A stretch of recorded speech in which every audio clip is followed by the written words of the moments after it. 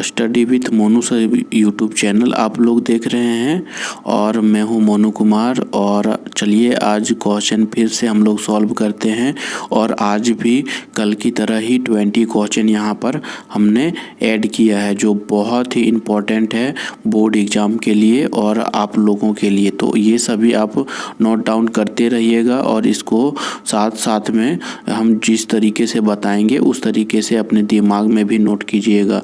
तो चलिए पहला क्वेश्चन यहाँ आज हम लोग लाए हुए हैं। आज विज्ञान के क्वेश्चन है और विज्ञान में जो भी है क्वेश्चन वो हम लोग चलो डील करते हैं। तो पहला क्वेश्चन यहाँ पर दिया गया है कि कोशिका मुख्यतः कितने प्रकार के होते हैं। कितने प्रकार के हैं कोशिका? तो यहाँ पर इसका आंसर हो जाएगा कोशिका 2 प्रकार के होते हैं। ठीक है, तो ये क्वेश्चन सभी लोग तुरंत ही नोट डाउन कीजिएगा इसको अपने कॉपी में और इसको फिर आप याद कर सकते हैं घर में बैठ कर के आराम से। तो पहला क्वेश्चन ये हो गया कि कोशिका मुख्यतः कितने प्रकार के होते हैं, तो 2 प्रकार के। अगला है नेक्स्ट क्वेश्चन में बताया गया है कि कौन सा धातु कमरे के ताप पर द्रव अवस्था में होता है। ऐसा धातु जो द्रव अवस्था में होता है, लिक्विड में होता है। तो यहाँ पर लिक्विड में क्या लोहा लिक्विड में हो सकता है? लोहा लिक्विड में हो सकता है? नहीं। क्या तांबा लिक्विड में होता है? नहीं होता है। और स्टील भी लिक्विड में नहीं होता है अगर हम अपने कमरे के तापमान के अनुसार बात करें तो, क्योंकि अब यहाँ पर एक ही ऑप्शन बचता है वो है पारा। पारा जो है वो लिक्विड में रहता है, द्रव अवस्था में रहता है, चाहे उसे हम कहीं पर भी रखें कमरे के ताप पर। ठीक है, अगला क्वेश्चन चलते हैं। अगला क्वेश्चन में दिया है कि मलेरिया परजीवी के वाहक है, मतलब मलेरिया कौन से मच्छर के काटने से मलेरिया फैल जाता है। तो यहाँ पर ऑप्शन आपको मिला हुआ है मादा एनाफिलीज मच्छर, कॉकरोच, तितली या छिपकली। तो यहाँ पर एक ही यहाँ पर मच्छर किसमें दिया हुआ है? मच्छर दिया हुआ है मादा एनाफिलीज मच्छर। तो यही आंसर आपका हो जाएगा मादा एनाफिलीज मच्छर। ठीक है, तो इसको आप लोग लिख सकते हो अपने कॉपी में। तो यहाँ चलिए अब नेक्स्ट क्वेश्चन यहाँ पर बोल रहा है कि कौन विद्युत धारा का चालक है। विद्युत धारा का चालक का मतलब किसमें करंट रहता है। करंट किसमें रहता है? तो किसमें करंट दौड़ जाता है, किसमें करंट रहता है, किसमें धारा प्रवाहित हो सकता है, किसमें? तो यहाँ पर हम लोग देखेंगे कि लोहा, पहला ऑप्शन दिया हुआ है लोहा। तो लोहा में क्या है कि धारा प्रवाहित हो सकता है, इसमें करंट दौड़ता है। तो ये क्या है? ये विद्युत का चालक है या नहीं? ये विद्युत का चालक है। तो यहाँ पर पूछा है क्या ऑप्शन में, यहाँ पर क्या पूछा है कि कौन नहीं है, किसमें करंट नहीं लगेगा आपको, किसको छूने से आपको झटका नहीं लगेगा। तो यहाँ पर ऑप्शन आपको दिख रहा है कि लोहा में करंट आ जाता है, तांबा में तो करंट आ जाता है, सोना में भी करंट आ जाता है। तो किस में नहीं आता है करंट? तो प्लास्टिक जो है वो विद्युत का कुचालक होता है। प्लास्टिक क्या होता है? विद्युत का कुचालक। तो कुचालक का मतलब होता है कि जिस पर करंट नहीं प्रवाहित होता है। और इसमें ही एक और ऑप्शन यहाँ पर मान लीजिए कि अगर है सुचालक, तो सुचालक का मतलब क्या होता है? जिसमें धारा प्रवाहित हो जाता है। तो सुचालक में कौन कौन आएगा? लोहा, तांबा, सोना। लेकिन कुचालक में कौन सा आएगा? प्लास्टिक। तो यहाँ पर ऑप्शन के अकॉर्डिंग हम लोग अगर चलेंगे तो ऑप्शन के अकॉर्डिंग यहाँ पर दिया हुआ है कौन सा नहीं है, तो प्लास्टिक जो है विद्युत धारा का चालक नहीं है। तो चलिए अगला अगला क्वेश्चन में दिया है संचरणीय रोगों का सबसे प्रमुख कारक क्या है।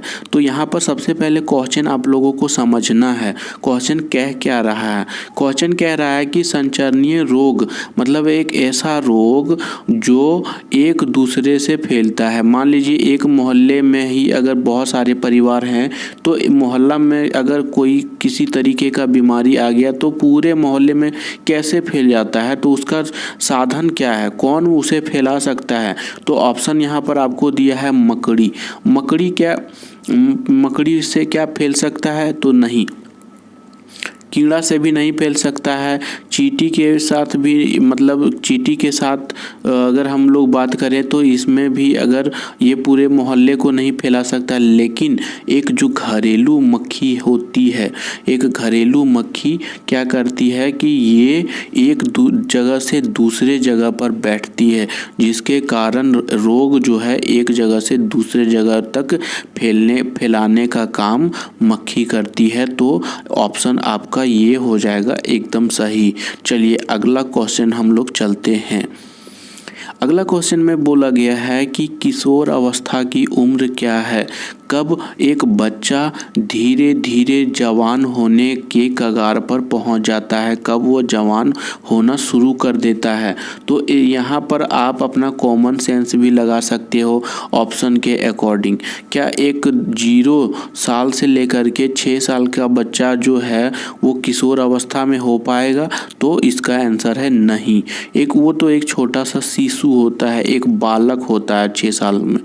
क्या 5 से 10 साल का बच्चा उसको वो क्या किशोर अवस्था में चल सकता है, क्या उसे जवान बोल सकते हैं, नहीं। 5 साल से 10 साल के बच्चे को जवान नहीं बोल सकते हैं।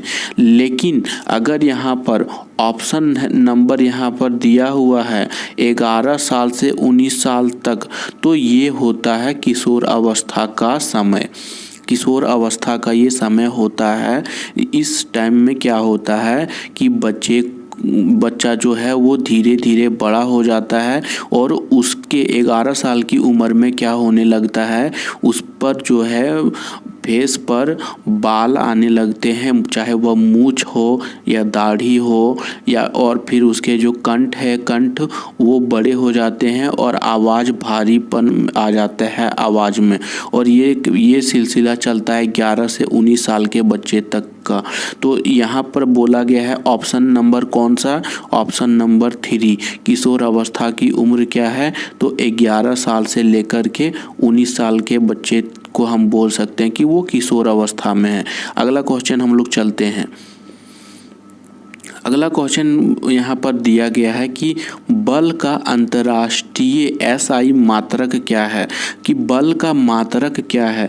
तो इसका आंसर हो जाएगा बल का मात्रक जो है वो न्यूटन है।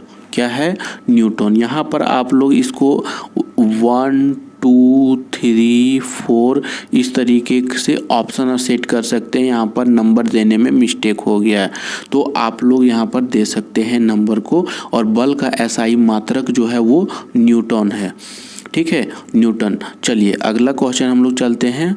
अगला क्वेश्चन यहाँ पर बोल रहा है कि निम्नलिखित में से कौन सा दहन में उपयोग है।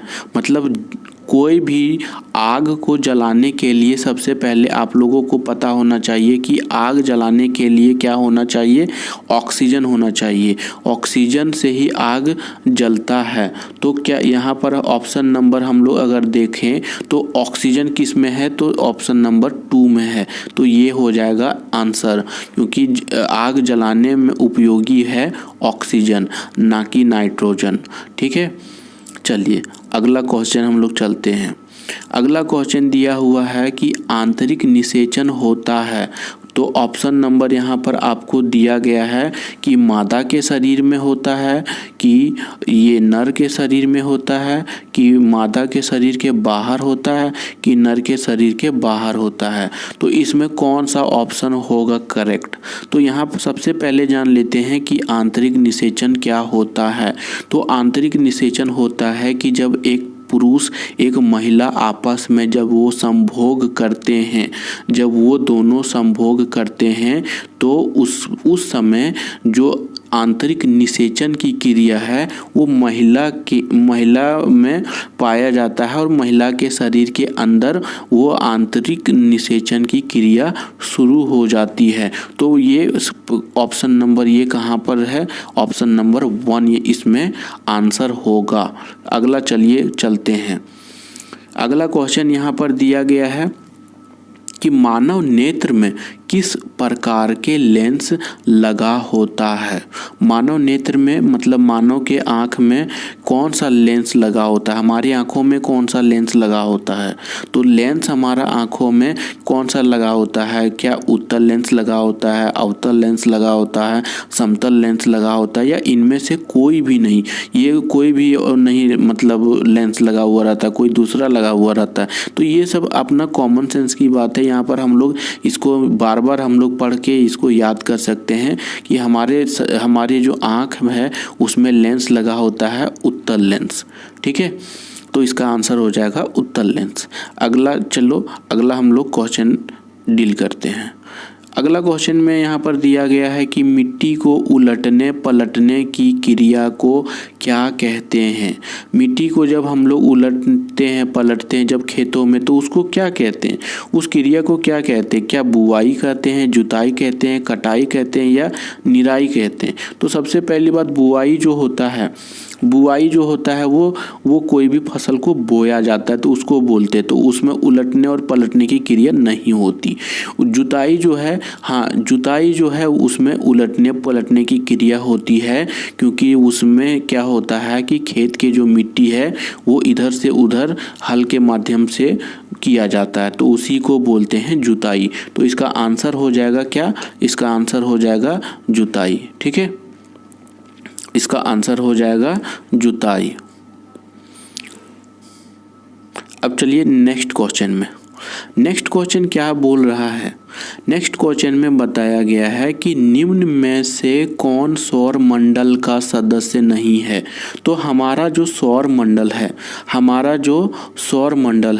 सौर मंडल में क्या क्या पाए जाते हैं, सौर मंडल में क्या क्या होता है। तो मेन जो केंद्र में होता है वो हमारा क्या होता है, वो हमारा सूर्य होता है। तो सूर्य तो मेन केंद्र में होगा। उसके बाद यहाँ पर और भी क्या क्या होते हैं, ग्रह होते हैं। ग्रह के बाद उपग्रह भी होते हैं। उपग्रह के बाद उल्का पिंड भी होते हैं, उल्का पिंड। ठीक है, तो ये सभी होते हैं इसमें, तो ये सभी इसमें होते हैं। ये हम 12 नंबर के क्वेश्चन की बात कर रहे हैं। तो यहाँ पर दिया गया कौन सा नहीं होगा, निम्न में से कौन सौर मंडल का सदस्य नहीं होगा। तो ये होता है ग्रह, सौर मंडल का सदस्य ग्रह होता है, उपग्रह होता है, क्षुद्र ग्रह होता है। लेकिन सौर मंडल का सदस्य तारामंडल नहीं होता। तारामंडल की जो है वो अपने अलग डायरेक्शन में होता है, वह हमारे सौर मंडल से बहुत दूर में पाया जाता है।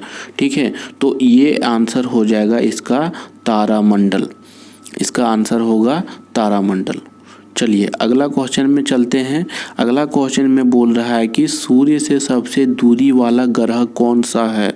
सबसे दूर का ग्रह कौन सा है, सबसे दूर का, अगर मान लीजिए कि यहाँ पर अगर सूर्य है, ठीक है, तो सूर्य के सबसे नज़दीक में कौन सा ग्रह है और सबसे दूर में कौन सा ग्रह है। तो मान लीजिए कि सबसे नज़दीक में यहाँ पर बुध ग्रह है, क्योंकि ये सूर्य का सबसे नज़दीक का ग्रह है और ये पूरा चक्कर 88 दिन में ये लगा लेता है। लेकिन सबसे दूर का ग्रह कौन सा है, तो सबसे दूर का ग्रह है नेपच्यून। ठीक है, सबसे दूर का ग्रह है नेपच्यून, और नेपच्यून है सबसे दूर का ग्रह। तो यहाँ पर आंसर क्या हो जाएगा, यहाँ पर आंसर हो जाएगा नेपच्यून। ना ही बृहस्पति होगा, ना ही शुक्र होगा, ना ही मंगल होगा, तो हो जाएगा आंसर नेपच्यून। चलिए अगला क्वेश्चन में चलते हैं। बोला कि घर्षण निर्भर करता है किस पर निर्भर करता है घर्षण। घर्षण क्या पृष्ठों की प्रकृति पर निर्भर करता है? क्या यह आयतन पर निर्भर करता है, प्रकृति पर निर्भर करता है पदार्थ की, या फिर वायुमंडलीय दाब पर? तो सबसे पहली बात है कि घर्षण जो है वो पृष्ठों की प्रकृति पर निर्भर करता है कि वो पृष्ठ जो है वह किस प्रकार के हैं, तब उसमें उतना ज़्यादा घर्षण लगेगा और उसी के अकॉर्डिंग घर्षण जो है वो उत्पन्न होता है। अगर मान लीजिए कि अगर एक साइकिल है और एक मोटरसाइकिल है, एक साइकिल है मान लीजिए, इसको अगर हम एक एग्जाम्पल के द्वारा हम समझना चाहेंगे तो साइकिल और मोटरसाइकिल, ठीक है। अब इस दोनों में अंतर क्या होता है कि दोनों का, साइकिल और मोटरसाइकिल का जो पहिया होता है वो किसी एक, जो मोटरसाइकिल है उसका पहिया बड़ा भी होगा और उसका पहिया जो है वो चौड़ा भी होगा, और साइकिल का जो पहिया होता है वह पतला होता है। तो उसमें घर्षण जो है वो कम लगेगा और सबसे ज़्यादा घर्षण किस में लगेगा? मोटर साइकिल के जो पहिए हैं उसमें। तो फिर यहाँ पर दिया है उसके पृष्ठ पर, तो आंसर यही हो जाएगा कि पृष्ठों की संख्या पर या पृष्ठों की प्रकृति पर, ठीक है। तो ये हो जाएगा इसका आंसर। अगला क्वेश्चन हम लोग चलते हैं। अगला क्वेश्चन में दिया गया है कि कृत्रिम रेशम का उदाहरण क्या है? कृत्रिम रेशम का उदाहरण क्या है? तो कृत्रिम रेशम का उदाहरण जो है वो हम लोग यहाँ पर देखेंगे। यहाँ पर दिया है नायलॉन जो है वो कृत्रिम रेशम का उदाहरण है। अगर कहीं पर तो इसका ये भी मतलब दे देता है कि कृत्रिम रेशा, अगर वहाँ पर ऑप्शन में आपको दे दिया जाए रेशा, तो भी आप किसको टिक कीजिएगा? नायलॉन को, ठीक है। तो ये हुआ इसका। अगर नेक्स्ट हम लोग क्वेश्चन में चलते हैं। नेक्स्ट क्वेश्चन में दिया गया है कि ध्वनि संचरित हो सकती है। ध्वनि किस में संचरित हो सकती है? संचरित का मतलब होता है प्रवाहित, उस पर चलना। ध्वनि किस पर चल सकती है, किस पर? तो यहाँ पर ऑप्शन दिया है केवल ठोस पर, केवल द्रव पर, या केवल गैस पर। क्या सिर्फ ठोस पर ही ध्वनि चल सकती है? पानी के अंदर क्या नहीं चल सकती है? क्या गैस में नहीं चल सकती है? तो ये गलत है। यहाँ पर ऑप्शन इसका होगा ऑप्शन नंबर 4, इनमें से सभी। ध्वनि जो है वो इन सभी में चल सकती है, चाहे वह ठोस हो या द्रव हो या गैस हो, इन सभी में ध्वनि प्रवाहित हो सकती है और इस पर चल सकती है। चलिए अगला क्वेश्चन हम लोग चलते हैं। अगला क्वेश्चन दिया गया है कि कौन प्राकृतिक घटनाएं नहीं हैं? प्राकृतिक घटनाएं किसको कहते हैं? जो अपने आप घटित होता है। अपने आप कौन सा यहाँ पर जो घटना है वो अपने आप घटित होता है? तो ये सीधी सी बात है भूकंप। भूकंप जो है वो अपने आप घटित होता है। तड़ित जो बिजली जो गिरता है, ठीक है, बिजली जो बादल फटने से जो बिजली गिरता है तो उसको बोलते हैं तड़ित। ये भी प्रकृति के द्वारा अपने आप घटित होता है। उसके बाद दिया है चक्रवात। चक्रवात भी प्रकृति के द्वारा अपने आप, तूफान या चक्रवात जो भी कह ले वो आता है। तो इस पर कोई क्या है, इस पर प्रकृति का अपना नियम है और उसी के अकॉर्डिंग ये होता है। लेकिन यहाँ पर ऑप्शन नंबर जो है 4, ऑप्शन नंबर 4 में दिया गया है भूसंपर्कन। भूसंपर्कन का मतलब होता है अर्थिंग। अर्थिंग का मतलब जैसे अगर कोई भी बड़े पावर को अगर उसको धराशाही करना है या ज़मीन के अंदर ले जाना है तो उसको अर्थिंग दिया जाता है एक तार के माध्यम से। तो यहाँ पर ये हो जाएगा कि प्राकृतिक परिघटना नहीं है। तो प्राकृतिक परिघटना कौन सा नहीं है? ये भूसंपर्कन, ठीक है। अगला क्वेश्चन चलिए चलते हैं। अगला क्वेश्चन में बोला गया है कि निम्न में कौन ग्रीन हाउस गैस नहीं है? ग्रीन हाउस गैस कौन सा नहीं है यहाँ पर दिया गया है। तो यहाँ पर अगर हम देखें तो ग्रीन हाउस गैस नाइट्रोजन नहीं है। मतलब सर यहाँ पर ये क्या हम समझेंगे, मीथेन जो है वो ग्रीन हाउस गैस है, carbon dioxide greenhouse gas है, sulphur dioxide greenhouse gas है, लेकिन नाइट्रोजन जो है वो ग्रीन हाउस गैस नहीं है। मतलब ये जो है ये धरती को गर्म नहीं होने देता, तो ये ग्रीन हाउस गैस नहीं है। ग्रीन हाउस गैस जो है वो मीथेन है, कार्बन डाइऑक्साइड, सल्फर ऑक्साइड, ये सभी मिल करके धरती को जो है वो गर्म करने का प्रयास करती है और धरती जो है लगातार गर्म होती जाती है, जिसके कारण से हिमालय या फिर बड़े बड़े जो बर्फ़ है वो पिघलने लगते हैं और उसके कारण क्या होता है, बाढ़ और चक्रवात तूफानें उत्पन्न होती हैं। तो यहाँ तक आप लोगों को समझ में आ गया होगा। तो इसका आंसर हो जाएगा नाइट्रोजन। चलिए अब नेक्स्ट क्वेश्चन में चलेंगे, आप लोग सभी नोट करते रहिएगा। बोला गया है कि वनोन्मूलन का कारण क्या है। वनोन्मूलन का मतलब जंगल का नाश होना, जंगल का कटना। वनोन्मूलन का मतलब होता है जंगल का कटना, जंगल का कटना, या फिर इसको हम लोग बोल सकते हैं पेड़ों का कटना, पेड़ों का कटना। तो यहाँ पर सीधी सी बात देखेंगे कि हम ये किस प्रकार से इसको हम लोग क्वेश्चन को बनाएंगे। यहाँ दिया है भवन निर्माण। क्या भवन निर्माण में पेड़ नहीं कटते हैं? पेड़ कटते हैं भवन निर्माण में भी।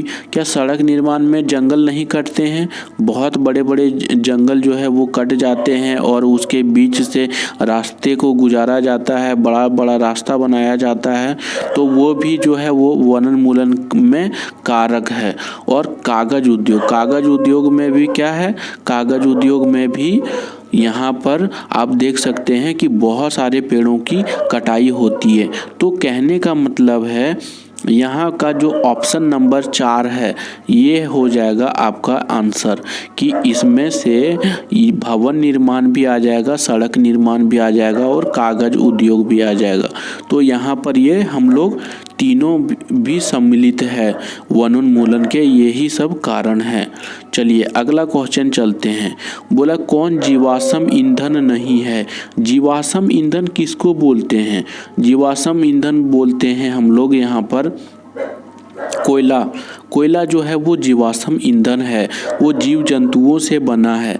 पेट्रोल क्या है, पेट्रोल भी जीवाश्म ईंधन है, वो जीव जंतुओं से बना है, लेकिन बनने में करोड़ों साल लगे हुए हैं। कोई 1-2 साल में ईंधन नहीं बन जाता है। और यहाँ पर प्राकृतिक गैस, ये भी जीवाश्म ईंधन है, ये भी क्या है, जीवाश्म ईंधन है। तो यहाँ पर जीवाश्म ईंधन कौन सा नहीं है, तो लकड़ी जो है जीवाश्म ईंधन नहीं है, क्योंकि लकड़ी एक सूखी लकड़ी या फिर कोई कच्ची लकड़ी जो है वो ईंधन का तो काम करती है, लेकिन ये कोई जीवाश्म ईंधन नहीं है, कोई जीव से नहीं बना है। ठीक है, तो इस तरीके से आप क्वेश्चन को डील कर पाएंगे।